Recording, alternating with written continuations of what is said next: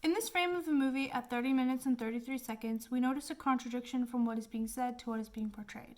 In this shot, the soldier is searching the pockets of this unconscious boy, while the soldiers over the speaker are attempting to reassure the Algerian people that they are safe. This reassurance is an attempt to give the people a false sense of security so that they can be at the French's disposal. Even though they are saying that they are there to protect them, the Algerian people are facing the wall with their hands up, so they are completely defenseless while the French soldiers are holding guns. They seem to feel less safe than they ever did before. Also, by having them face the wall, the French are taking away the individuality of the Algerian people, which is an assertion of their power over them.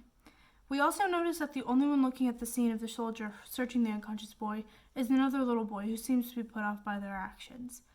Children are usually associated with innocence, but it seems that all of the adults are the ones blind to this reality. This shows a loss of innocence from the child. So in this scene, we're really given a deeper look into what the French's intentions were behind closed doors.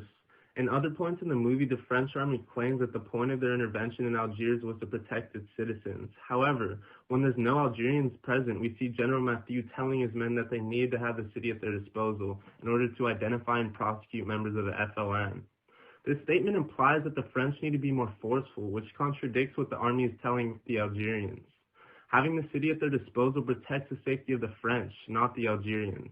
And breaking down the scene even a little bit more, there's no need for General Mathieu to wear glasses inside. It seems like their only function in the scene is to hide his emotions. And this may be representative of the need to disregard emotions when taking such drastic measures that realistically cause adversity and pain for the Algerians. Another thing that stood out about this frame was the chart in the background showing the number of FLN attacks. The recent spike would explain his desire to gain complete control of the city, and his willingness to resort to more drastic measures to do this. The graph and his choice of language show a lack of regard for humanity. These human beings are represented as numbers and a location. Even though the FLN is a minority of the city's population, he's targeting the entire city in an attempt to stop them. This suggests that he views everyone who isn't on his side as an enemy, which puts innocent lives at risk. So basically, we think that these two scenes communicate with each other by showing both sides of the French.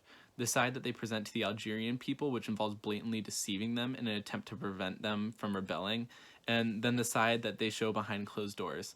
The side that shows their true intention of doing whatever necessary to keep the Algerians in their control.